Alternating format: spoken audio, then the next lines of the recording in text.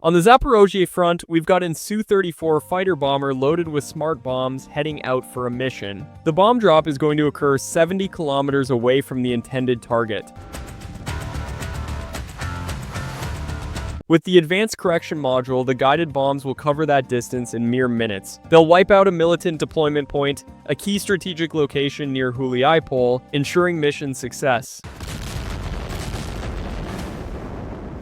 These sorties could get riskier for our combat aviation, especially once Ukraine gets advanced reconnaissance planes. I've heard Sweden's preparing to transfer Saab 340 early warning radars to Ukraine soon. Apparently, the crews finished intensive training in Scandinavia. The advanced Swedish radar system is incredibly effective. It can detect incoming planes and missiles with remarkable accuracy and immediately send their precise coordinates to the target. It can also send its coordinates to Ukrainian fighters or integrated air defense systems. This effectively puts Russian aviation directly in the crosshairs of Ukrainian weapons, significantly enhancing their defensive capabilities. Furthermore, this cutting-edge system can seamlessly share critical intelligence with American F-16s and French Mirages, which are already actively on duty with the Ukrainian Air Force, creating a unified and highly responsive aerial defense network. What exactly makes these Swedish spy planes so special? I'm curious, why is their radar rectangular in shape while Russian and American systems typically have the same shape? And what specific strategies will our military employ to effectively shoot down these Scandinavian Saabs? Footage shows a training flight, a spy plane with Swedish Gripen fighters. The flying radars actively scan the airspace, finding and highlighting potential targets.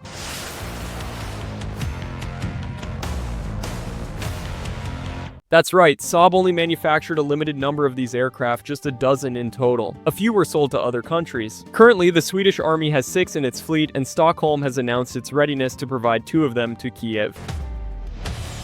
This advanced Swedish flying radar is truly remarkable. It has the capability to spot enemy warplanes and even cruise missiles from up to 400 kilometers away. It can also detect targets at sea and on land, providing crucial information such as the location of air defense systems or missile launchers. But one might ask, why does Ukraine need this sophisticated technology if Kiev already has full access to US intelligence data? This will really add to the overall intelligence picture that the Ukrainian armed forces already possess. It will help them counter incoming strikes, especially when it comes to air defense systems. And crucially, it will also enable the armed forces of Ukraine themselves to strike back at facilities of the Russian Federation or at military targets right there in the zone of contact. The Saab radar system is quite capable, able to track up to 100 targets simultaneously. However, its rectangular shape does present some limitations to its overall field of view. Specifically, the antenna's design means it primarily scans sideways, which unfortunately creates blind spots at both the front and the rear of the aircraft. This means the plane actually has to change its course in order to fully scan the surrounding airspace effectively. Flying's never easy, especially when they're trying to grab a control zone, as usual, right? Yes, with parallel courses, going in one direction and then coming back. So here, you'll probably have to make turns, adjusting up to about 25, maybe even 30 degrees on the course, I'd imagine. Indeed, the Russian army boasts its own advanced flying radars, and here we see the impressive K-50 reconnaissance aircraft expertly based on the reliable IL-76 transport as it heads out to diligently patrol the vast air borders of the region. The mushroom-shaped radar on the roof is called Schmel. The round shape allows it to see 360 degrees within a radius of 600 kilometers. There are 10 operators in the cabin tracking up to 200 targets. Our reconnaissance flight lasts about 6 hours, or 10, with aerial refueling. That's right, it's an American reconnaissance plane actually used by almost all NATO countries for surveillance. It's called a sentry, which essentially means guard or watchman. These sophisticated flying radars constantly patrol the skies over Poland or Romania, keeping a close eye on what's happening in the airspace of neighboring Ukraine. These aircraft, they were initially manufactured, let's say, anywhere from 15 to perhaps even 20 years ago, possibly even longer than that. And their operational lifespan has been continuously extended through various upgrades and maintenance. However, each and every flight takes a toll, reducing their remaining lifespan. NATO's need to deploy them globally, not exclusively in Ukraine, adds another layer of complexity to their operation and ultimately diminishes their usability for the Ukrainian armed forces. Probably that's one reason why Sweden is rushing to transfer its aircraft to Ukraine. The subcrew consists of 6 people, 2 pilots, and 4 operators.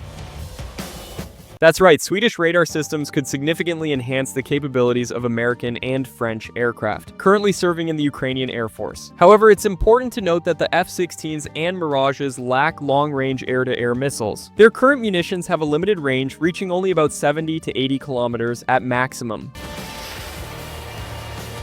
Therefore, experts believe that Scandinavian reconnaissance can only warn of our aviation's appearance in the sky, giving Ukrainian pilots a chance to evade and avoid any potential strikes. If it gives us an early warning, like if our fighters are getting too close to a sensitive area, then the F-16s can get out of there fast, no problem. They can move further away to avoid entering a potential kill zone, which is obviously what we want, right? That's the main goal here. For the Swedish to spot our planes, they'd have to get dangerously close. Russian fighter radar systems are as good as Saab's, maybe better. They can act as air scouts, providing valuable intel. It's a risky move for them.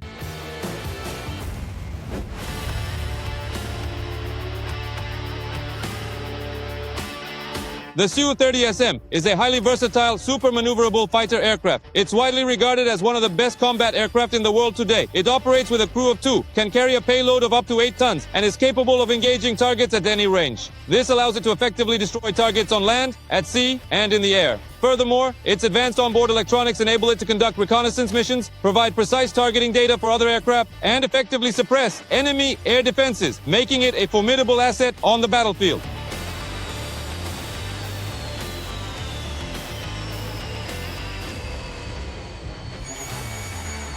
The Su-series and other advanced Russian fighters are equipped with air-to-air missiles that boast an incredible range of up to 300 kilometers. What's even more concerning is that they can reach speeds of Mach 6, making them virtually impossible to evade once they're launched. So what's next? So avoiding engagement is key.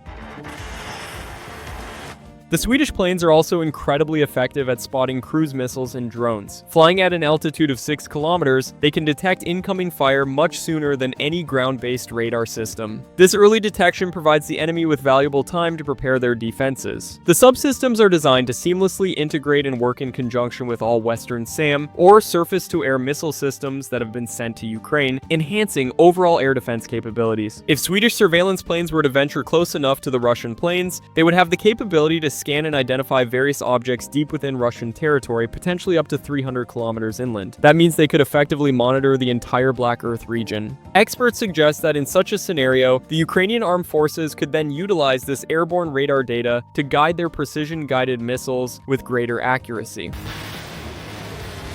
That's right, and the long-range drones they're launching into Russian regions every day are a real problem. Getting data from a reconnaissance plane could significantly improve their accuracy, you know.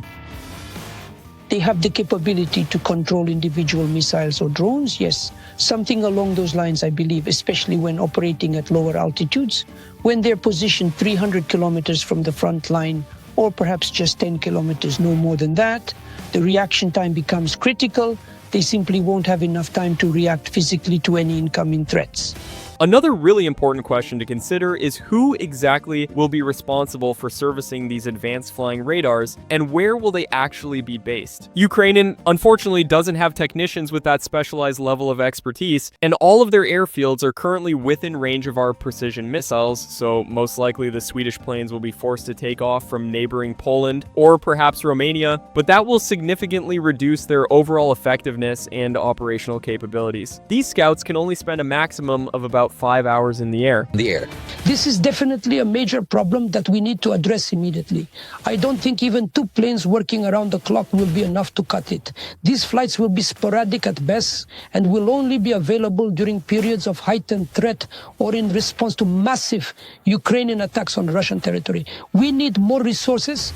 To operate effectively, the Swedish planes will have to land at Ukrainian airfields to refuel, which unfortunately increases the risk of missile strikes from the opposing forces. Experts also believe that even if both aircraft simultaneously scan the combat zone, they will only cover half the front line. Realistically, this limited coverage won't significantly affect the war's overall outcome or trajectory.